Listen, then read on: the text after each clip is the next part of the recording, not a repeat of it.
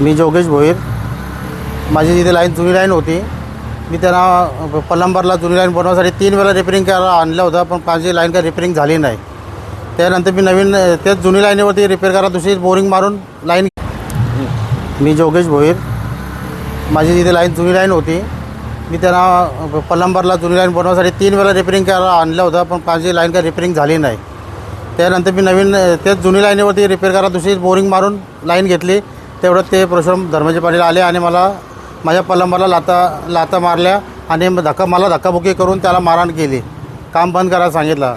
बोलतो लाईन घ्यायची नाही. पण मी ते विचारलं, तुम्ही कोण अधिकारी आहेत का, कोण आहेत का, तुला काय करायचं? बोलतो मी बघून घेईन, तू लाईन घ्यायची नाही म्हणून सांगितलं.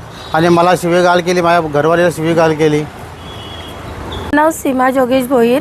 मला 15 दिवस झाले पाणी येत नाही. मी किती दिवस झाले प्लंबरला सांगते, चक्रा येतात, खड्डा खोदतात, पण काम करून देत नाही. प्लंबरला घरी बोलून त्यांनी सांगलं यांचं काम नाही करायचा. दुसरा प्लंबर आणला, तो काम करत होता, मागून येऊन त्याच्या लात मारली. काल आम्ही इथेच होतो, माझे मिस्टर आणि मी इथेच होते. माझे मिस्टर त्यांना सांगायला गेले का काका माझं काम चालू आहे, तर त्यांनी खालून प्लंबरच्या लात मारली पाटणावर आणि तो पडला. ते सर्व हात बी सर्व फुटलाय त्याचं ना. माझ्या मिस्टरांना पण धक्काबुक्की केली त्याने. तुम्हाला पाण्याची लाईन घेऊन देत नाही याचं कारण काय माहिती आहे?